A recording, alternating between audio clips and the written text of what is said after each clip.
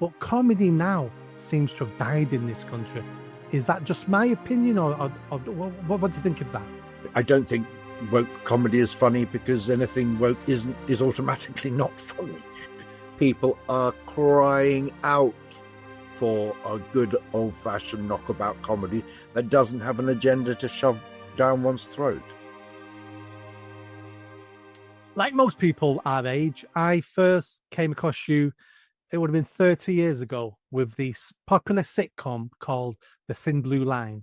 That's right. We ran for 2 series, I believe. It was really funny. I mean, not only did that have you, it had Ron Atkinson. I mean, he when it comes to sitcoms, he's fantastic. What and when I was talking to you and I did a bit of Google, Thin Blue Line came up obviously, and something hit me straight away. The Thin Blue Line was a sitcom from the mid-90s.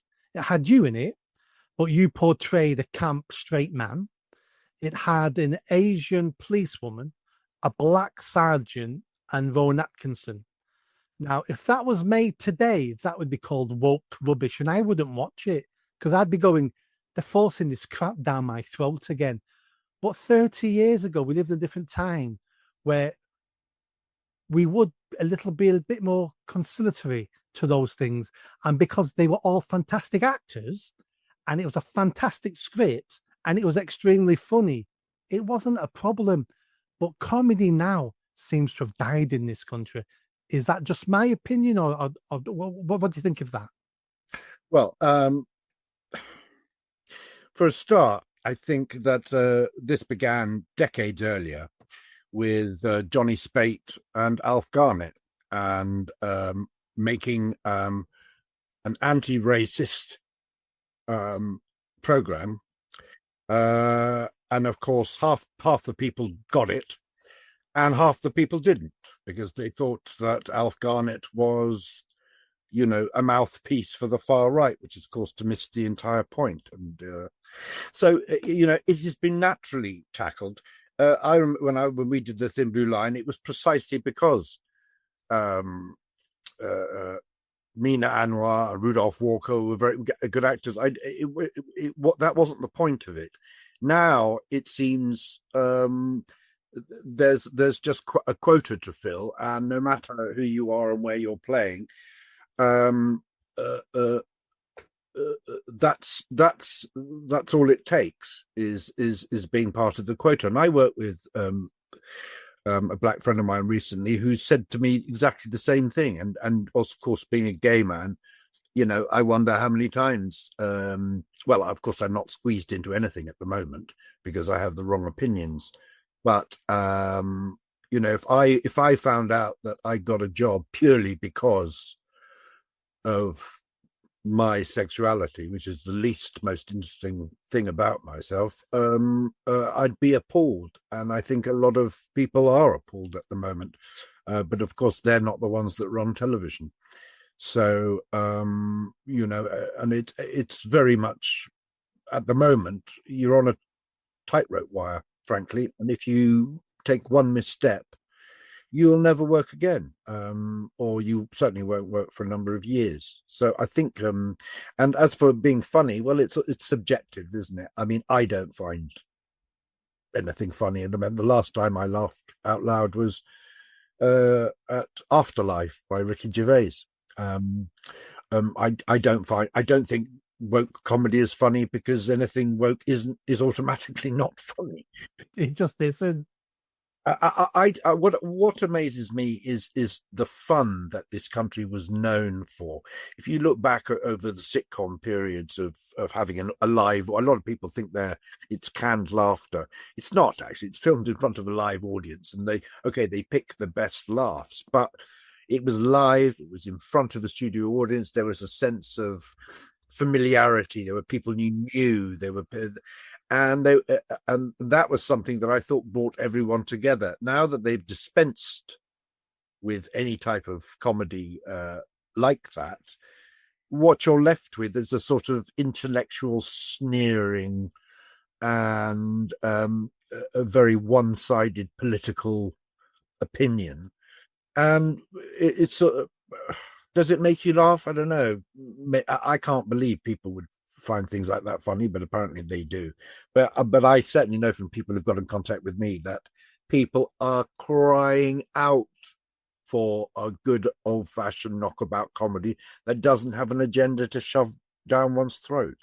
I'm constantly watching the old sitcoms from the 70s and 80s. I'm constantly watching Red Dwarf. I'm constantly watching. You couldn't make a lower low now. You'd go to jail if you tried to make a lower low today. But then from the 70s, Porridge, Rising Damp.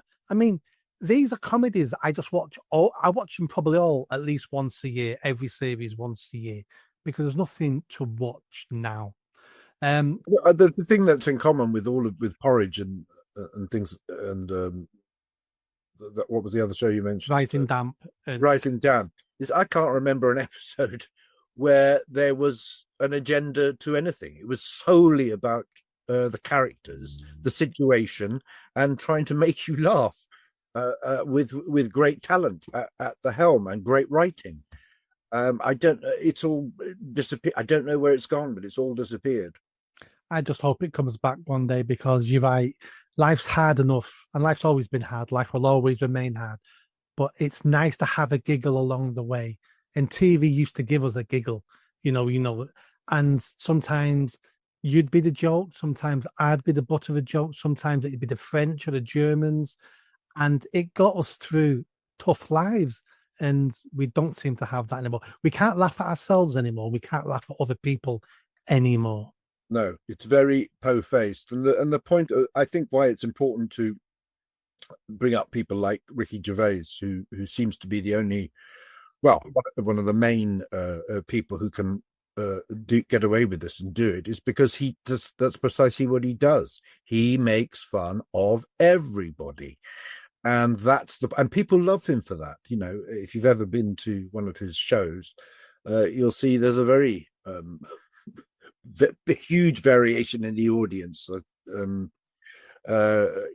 people, I think, are crying out for it. But I think we have lost sense that we should, that because of identity politics, that one then becomes a sort of protected species, that no one can laugh about, no one can talk about, no one can make fun of. And I think that's where we've now got the trouble. And you have the wrong people making decisions on behalf of different communities. And actually, if you go and ask the different communities, they'll say, please make some fun. Obviously you're not talking about going back to, overt racism or everything. One's not talking about that. They always seem to sort of say, oh, you just want an excuse to say something offensive. No, it's nonsense. What we want to get back to is having the ability to laugh at ourselves as a species. Yeah. And if you don't find that particular show funny for whatever reason, don't watch it because somebody else will find it funny. We don't always have to agree on the same things. Exactly, but it seems at the moment that that's what's happened is the I don't know, the art of debate or the art of differing opinions and agreeing to disagree is gone now. I mean, it's totally gone. You're either it's a sort of the world of absolutes, isn't it? It's a child's world. Everything is either black or white. When's the last time someone said to you, James, let's agree to disagree? I've not heard that in decades. Very rarely. And when it happens online, I'm always amazingly shocked. And I always write back something like, listen, I don't agree with you, but thanks so much for this not descending immediately into, abuse, which is usually the next step. Exactly.